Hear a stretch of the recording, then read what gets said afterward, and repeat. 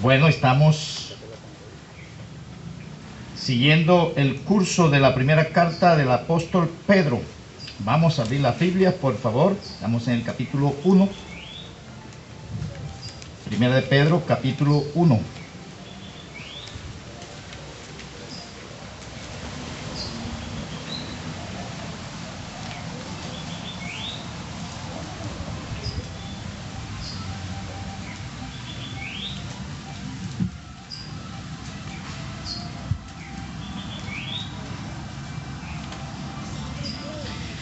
Voy a leer desde el versículo 13 hasta el final del capítulo 1.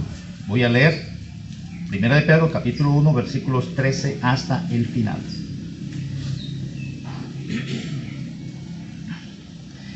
Por tanto, ceñid los lomos de vuestro entendimiento, sed sobrios y esperad por completo en la gracia que se os traerá cuando Jesucristo sea manifestado. Como hijos obedientes, no os conforméis a los deseos que antes teníais estando en vuestra ignorancia, sino como aquel que os llamó es santo, sed también vosotros santos en toda vuestra manera de vivir. Porque escrito está, sed santos, porque yo soy santo.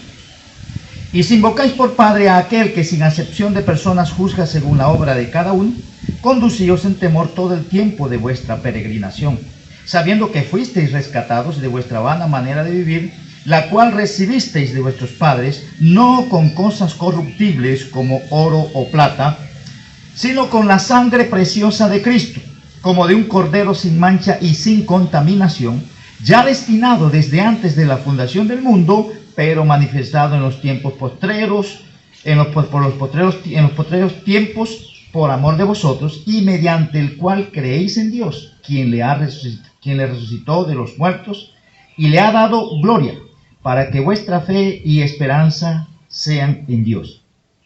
Habiendo purificado vuestras almas por la obediencia a la verdad, mediante el Espíritu, para el amor fraternal no fingido, amaos unos a otros entrañablemente de corazón puro, siendo renacidos no de simiente corruptible, sino de incorruptible por la palabra de Dios que vive y permanece para siempre. Porque toda carne es como hierba, y toda la gloria del hombre como flor de la hierba. La hierba se seca y la flor se cae, mas la palabra del Señor permanece para siempre. Y esta es la palabra que por el Evangelio os ha sido anunciada. Voy a orar. Amado Dios, te doy gracias por permitirnos otra vez este privilegio de levantar nuestra voz y cantar para ti. Reconocer, Señor, a través de estos himnos, lo que es tu carácter, lo que es tu obra, y el privilegio, Señor, de que nosotros tenemos a un Dios que está por encima de todo y sobre todo, y que es merecedor, Señor, de nuestro reconocimiento a través de los cánticos, pero que también, Señor, eres merecedor que tengamos una vida que se asemeje a la tuya. Ahora vamos a leer tu palabra y te agradecemos por la obra del Espíritu Santo como Maestro, y rogamos que no haya obstáculo en nosotros. Haz que tu palabra corra y sea glorificada en nosotros, Señor, y que en nuestra manera de pensar, de hablar y de actuar se pueda hacer evidente al salir de este lugar. En el nombre de Cristo te pido esto y en él te doy gracias. Amén.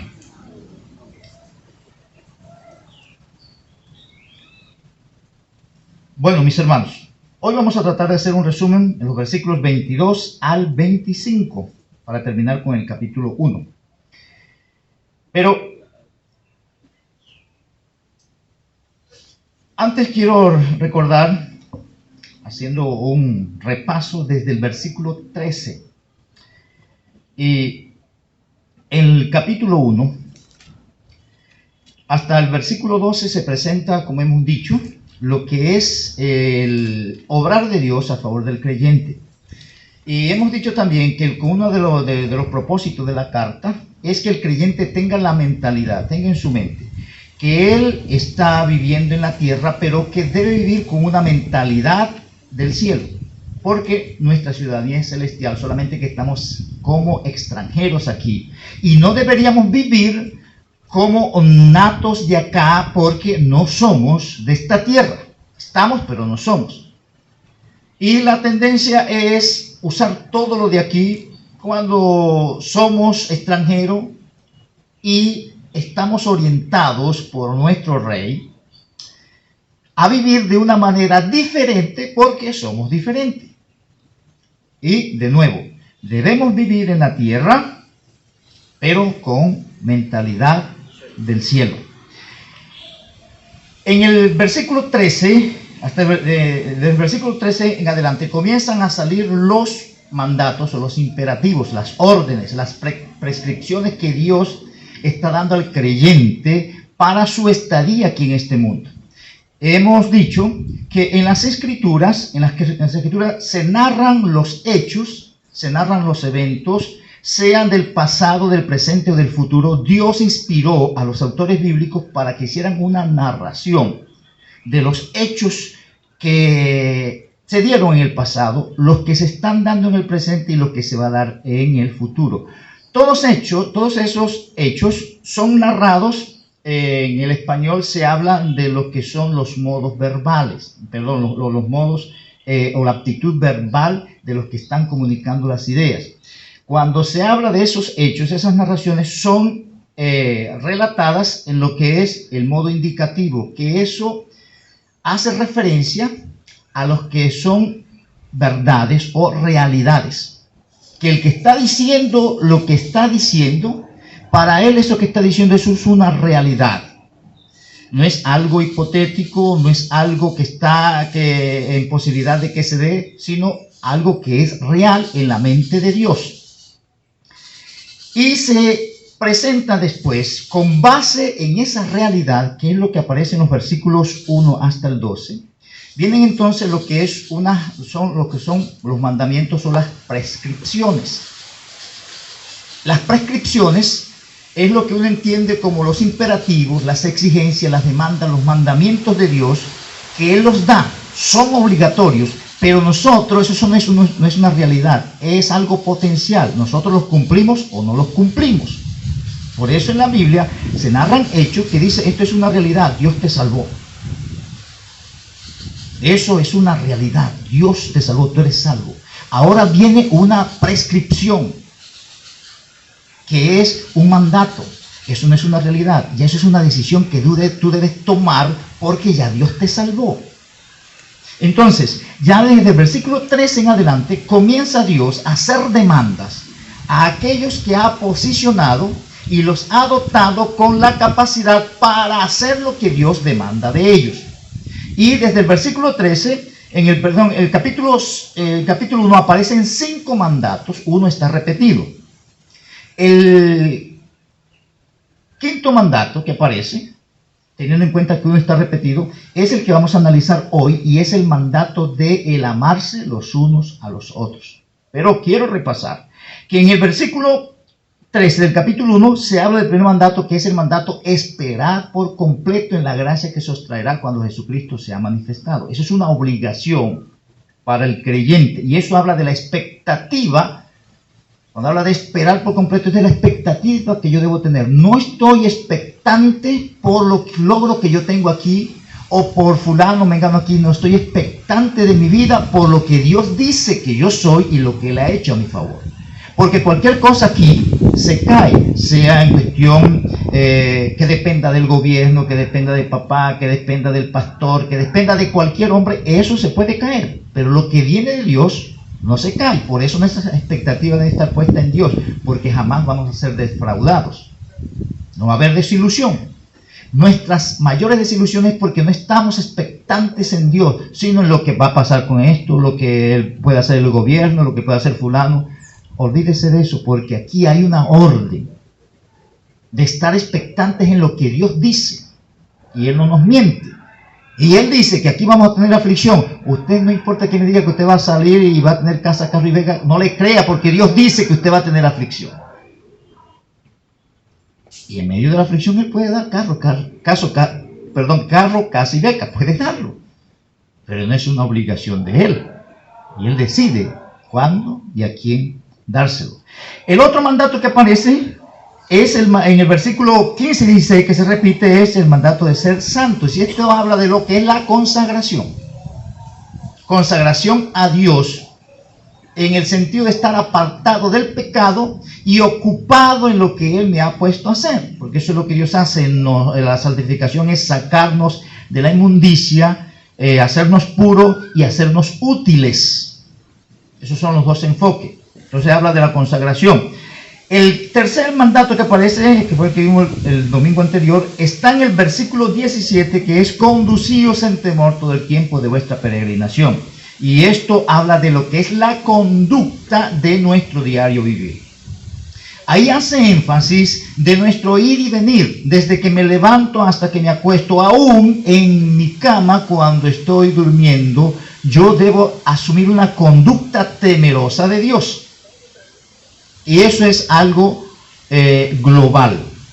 Pero viene ahora el siguiente mandato, que está en el versículo 22, que dice: habiendo purificado vuestras almas por la obediencia a la verdad mediante el Espíritu para el amor fraternal no fingido, viene el mandato: amaos unos a otros entrañablemente de corazón puro. El mandato del amor, eso hace referencia a lo que es la entrega obligada que nosotros debemos tener hacia los demás creyentes. Eso es una entrega. Recuerden que el amor es la inclinación de la voluntad mía a favorecer a cualquier otro, independientemente de las condiciones en que se encuentre el otro. No tiene nada que ver con que él es familiar o con que él es vecino, no. Tiene que ver con que Dios me ha dado el mandato de inclinarme hacia él y beneficiarlo. Y después vamos a hacer la diferencia, porque ahí aparece el amor fraternal y aparece el amor que es el amor que está direccionado por Dios y que extiende lo que es la naturaleza divina. El amor, recuerden que el amor, Dios es amor. Dios extiende en su amor hacia nosotros, el cual ha sido derramado en nuestros corazones. Cuando nos inclinamos a otros, estamos extendiendo la naturaleza misma de Dios. De tal manera amó Dios al mundo que dio a su Hijo, se extendió él mismo a través de su Hijo. Aquí el mandato es que nosotros debemos estar extendidos hacia los demás creyentes en sus necesidades, en cualquier contexto de vida y en cualquier momento. Entonces, en el contexto de esto, aquí aparecen estos 5 imperativos, uno repetido, y estos imperativos y los demás que vamos a ver, si Dios así nos permite, de aquí en adelante, están direccionados a personas que son salvas. Y están diciéndole: ustedes tienen estas obligaciones. Es más, aquí el carácter que revela la gramática aquí de estos imperativos, el énfasis principal es que eso es algo urgente en aquellos a quienes se les está dando el mandato. Es decir, ustedes no están andando conforme a esto que se les está pidiendo. Por favor, comiencen a hacer eso. Es urgente que lo hagan. Y en esto, los énfasis, como hemos dicho, están relacionados en la mentalidad que yo debo tener de parte de Dios o de parte del cielo para vivir en la tierra. Y miren, en el contexto donde estamos de la vida terrenal, en el contexto de lo que es el cristianismo, hay muchos que piensan que ser creyente es asistir a una congregación puntualmente a todos los servicios, o a todos los cultos, a todas las liturgias. Pero eso no tiene nada que ver, la salvación no tiene nada que ver con eso. Aquí puede venir cualquier persona. Y hemos dicho, el diablo puede estar sentado por ahí, como está cualquier demonio. Pero se trata, miren, una cosa es creerse hijo de Dios y otra cosa es verse como tal. Y estos mandatos que son obligados son los que evidencian que yo soy hijo de Dios. Es decir, los que son hijos de Dios tienen estas características. Son personas que tienen una expectativa en lo que Dios tiene. Son personas que están extendiéndose hacia los demás creyentes, favoreciéndoles. Son personas que viven pendientes de no ofender a Dios, son temerosos de Dios. Son personas que están consagrados a Dios. Esas son características. Eso no tiene nada que ver con estos cultos. ¿Por qué? Porque usted en su casa, en la calle, en el colegio, donde usted esté, allá se evidencia usted en realidad quién es. Y esos mandatos deben imperar y deben evidenciarse en usted porque son obligados. Son para personas que son creyentes. Y son cualidades, vamos a decir, cuando se evidencian, que dicen, aquí está un hijo de Dios. Que dicen, aquí está uno que es salvo. Y de ahí la necesidad y la forma que Dios ha usado para penetrar a nuestras mentes, diciendo, mire, estoy usando las cosas con mucha puntualidad, con mucha precisión. Estoy poniéndoles cosas que son obligadas. Y les estoy diciendo, esto es urgente. La orientación nuestra es, ¿asumimos eso así o seguimos igual? Pero nosotros debemos tomar la decisión. Ahora,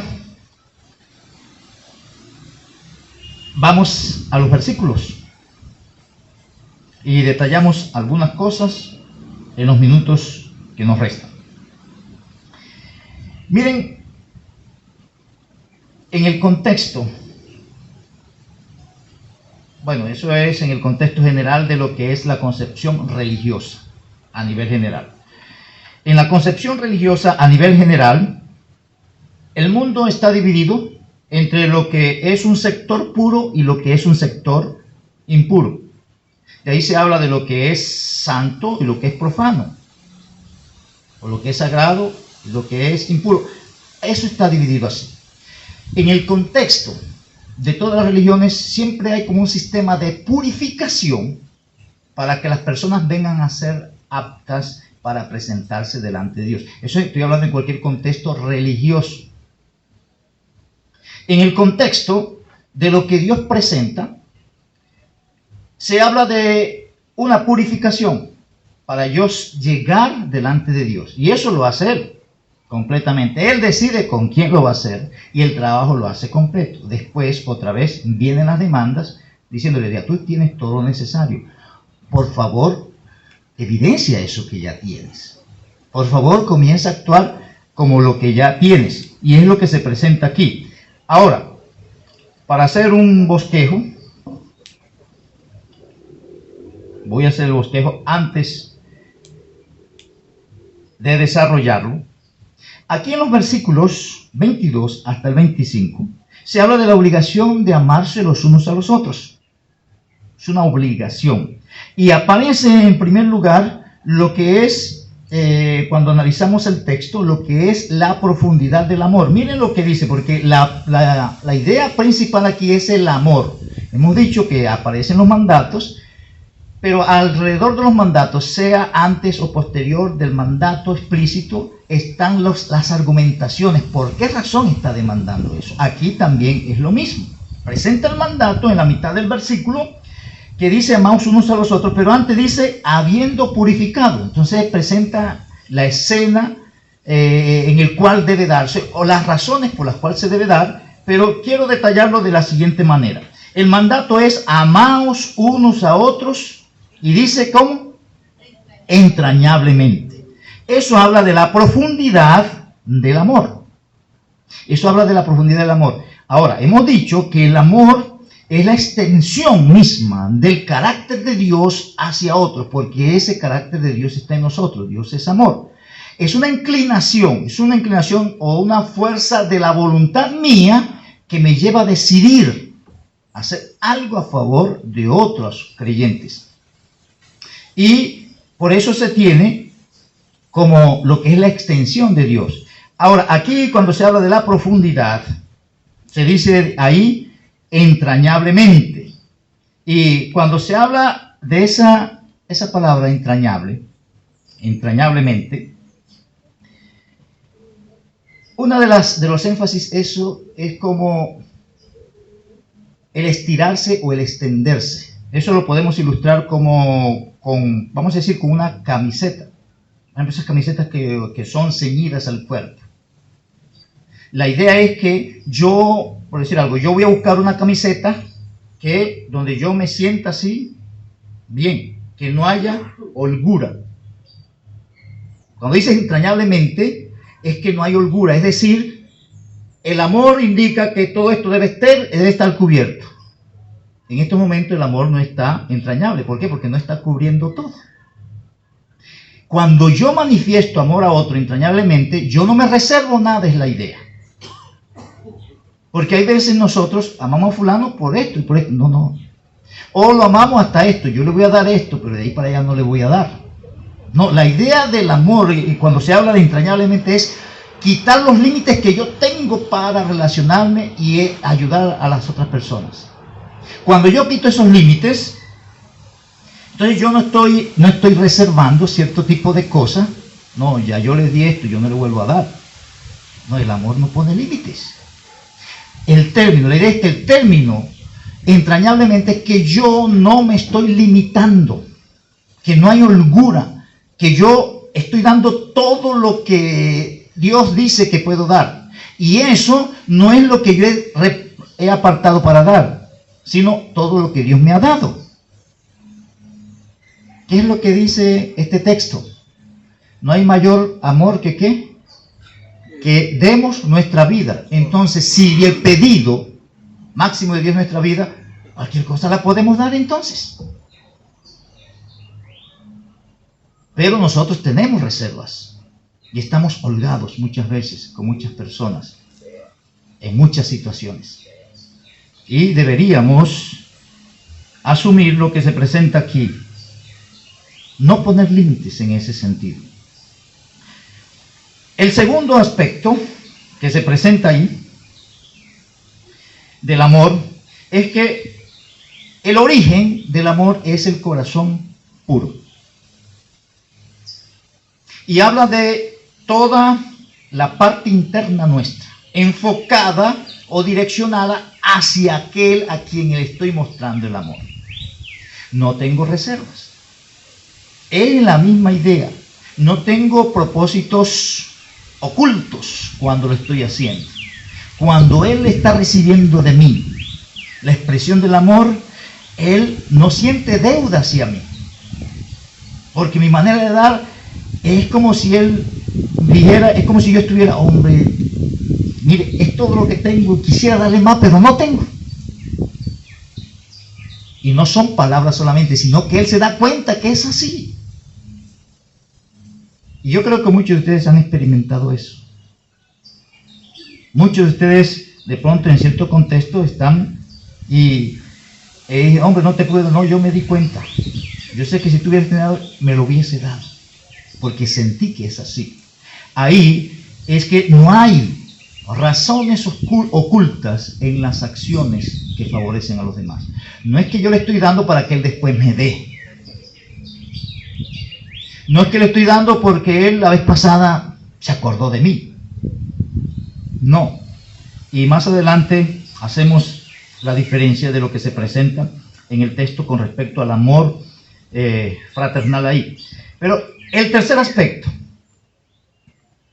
Ya hemos visto la segunda parte del versículo 22. Entrañablemente y de corazón puro. Y la fuerza de las dos ideas esa es que no hay límites. No hay propósitos ocultos. Hay una determinación fija de que esto, Él no se lo merece, pero no pensar en los merecimientos de Él. Dios me dice que debo hacerlo. Entonces, mis límites no debo ponerlo aquí humanamente. Los límites ya Dios me los puso. Fulano me ha tratado tan mal que él no se merece esto. Pero no es Él que pone el límite.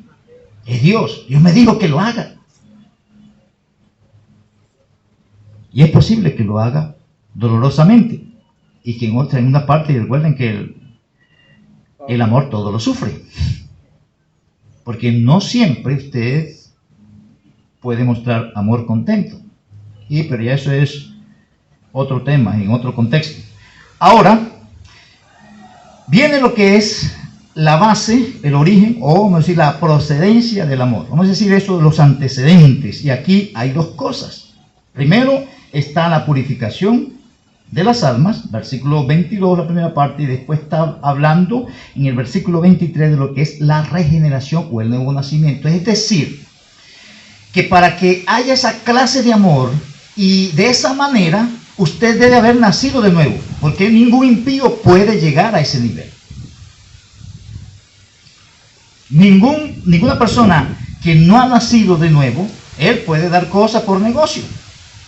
Y él le sirve a porque le conviene hacerlo. Y por mucho que él quisiera hacerlo a este nivel, no, porque no lo puede hacer, porque debe haber pasado por una purificación que indica salir de lo profano a lo limpio, y eso es por la sangre de Cristo, es decir, haber aceptado a Cristo Jesús como su Salvador. Y él puede denominar eso amor, pero no es el amor que Dios presenta. Él debe haber nacido de nuevo, haber sido regenerado. Eso es lo que se indica un nacimiento del cielo, un nacimiento de arriba, no un nacimiento como el que todos tenemos aquí naturalmente. El que nace con esa de aquí tiene el amor que se presenta ahí, que es corto. El que nace de nuevo tiene la capacidad de extenderse como Dios se extiende, porque tiene la vida de Dios en él. Ahí viene entonces la base. La primera cosa está relacionada, habiendo purificado vuestras almas. Y miren, la esfera de la purificación dice ahí, por la obediencia a la verdad. Y ahí no es tanto por, sino en obediencia, porque eso habla de la esfera de la verdad. Y es como un instrumento, pero es un instrumento en las manos del Espíritu, como más adelante va a decir, mediante el Espíritu. Porque la obediencia a la verdad no es algo nato en nosotros. La obediencia a la verdad de Dios es por la influencia, el control del Espíritu Santo. De otra manera no se puede dar. De ahí que ahí se traduce por la obediencia a la verdad, pero es en obediencia a la verdad, por la obra o mediante, y ahí viene el otro aspecto que es el medio de la purificación, es el Espíritu Santo el que purifica. El Espíritu Santo usa la palabra de Dios y purifica. Las personas escuchan el Evangelio y el Espíritu Santo los convence de pecado, de justicia y de juicio. En los creyentes no es diferente. Hay un texto en Efesios que dice, tomando la espada del Espíritu, que es la palabra de Dios. Es el Espíritu Santo el que usa la palabra de Dios, tanto en aquellos que no son creyentes para convencerlos de pecado, de justicia y de juicio, como para nosotros que somos creyentes para que nos asociemos con eso y actuemos conforme a eso. Es una obra del Espíritu. Si eso no se da o no se ha dado en la vida de la persona, es imposible que él tenga un amor como Dios lo está demandando. El asunto es que si nosotros andamos en nuestra carnalidad, no hay diferencia en la expresión de amor con respecto a ellos. Y es ahí donde cada uno debemos hacer nuestra evaluación. La otra cosa que dice ahí, el propósito de la purificación. Dice, para el amor fraternal no fingido. Y ahí hace referencia, el amor fraternal hace referencia a ese amor que existe por la familiaridad o la cercanía con alguien. Porque somos hermanos, listo, hay un amor fraternal. Eso es como un afecto que existe entre la familia, entre los que hacen parte de un mismo grupo, los que son amigos. Hay una condición que me lleva a extenderme a él. No, es que él es mi amigo. En el amor que Dios está diciendo después, no hay esos límites. Y ahí está la diferencia. Y el propósito en ese contexto es que nosotros los creyentes, al nacer de nuevo, la primera cosa que Dios quiere que nosotros arreglemos es que nuestras relaciones, a razón de ser familiares, a razón de ser hermanos, a razón de ser amigos, no sea solamente por ese vínculo, y que cuando ese tipo de expresión de amor va a permanecer, no se puede cambiar, pero que si se va a dar, debe darse, como dice ahí, de manera no fingida. No está diciendo que yo no voy a dejar ahorita de tener el amor que está relacionado con la cercanía o la familiaridad con alguien, no. Dice que ese amor ya debe ser honesto, abierto, sin doblez. pero que el propósito de Dios es que nos avancemos a la madurez, y la madurez es sobrepasar los límites que hay, que yo no lo amo a Él ni me acerco a Él porque Él es familia. No, el amor que viene entonces es el amados los unos a los otros, el amor que Dios ha puesto o derramado en nosotros y que nos lleva a hacer lo que Él hace. Y otra vez, una de las cosas es purificar la extensión que tenemos por los vínculos que tengamos de familiaridad o cercanía, pero el propósito de Dios es que avancemos más allá de eso. Si yo me acerco, hago esto con Wilmer, no porque él es mi amigo, no solamente por eso, sino porque es que Dios dice que yo debo hacerlo. Ya no es el límite, porque si lo hago con él, entonces como fulano no es mi amigo, con él no lo voy a hacer, no. Y a eso apunta el texto. La otra cosa que se presenta ya en el versículo 23, que está relacionado con el nuevo nacimiento, la base para el amor de esa manera es el haber nacido de nuevo. El texto dice, siendo renacidos, y ahí presenta el origen del nuevo nacimiento. Presenta de dónde no viene, dice, no de simiente corruptible. Es decir, el origen o la semilla no es algo que es de este mundo, porque todo lo que es de este mundo es corrupto por razón del pecado. Entonces no procede de acá. Dice, sino de incorruptible. Y lo incorruptible es lo que viene de Dios, y por eso va a decir que lo que viene de Dios en ese sentido es la palabra de Dios, y que presenta dos características. Esa palabra es viva y es permanente. Y la idea de eso es que la palabra, por ser vida, ella llega a nosotros y es una semilla que llega a la persona y comienza a germinar, porque es la vida de Dios en sí. Esa palabra viene y nos liga con Dios, que es el dador de la vida. Cuando eso se da, el nuevo nacimiento, Cristo Jesús viene a estar en nosotros, así se dice en la palabra de Dios, que con Cristo estamos juntamente crucificados, ya no vivo yo, mas vive Cristo en mí. En el proceso de nuestro diario vivir, lo que Dios hace es lo siguiente, siendo que en mí está la vida de Dios por el nuevo nacimiento. Dios usa su palabra, que es vida, para que yo me ligue a Él. Cuando yo quiero estar ligado a Dios, yo voy a la palabra de Dios. La nueva creación en mí, que es producto de Dios, va a aceptar eso que Dios está diciendo y se asocia con Dios y va a actuar de esa manera. Cuando eso no se ha dado, la persona puede hacer como sea, que no va a evidenciarse. Cuando usted se resiste a la palabra de Dios en su carnalidad, no se va a evidenciar la vida de Dios. Porque la idea de eso es que se evidencie la vida de Dios en nosotros. Ahora aparece ahí, vamos a decir, como una ilustración. Y de manera rápida, versículos 24 y 25. Aparece una ilustración de lo que es el carácter de la palabra de Dios para hacer ese proceso de purificación y regeneración. Y miren el texto, dice, porque toda carne es como hierba, y toda la gloria del hombre como flor de la hierba. Y eso viene la conclusión de esa frase primera. La hierba se seca y la flor se cae.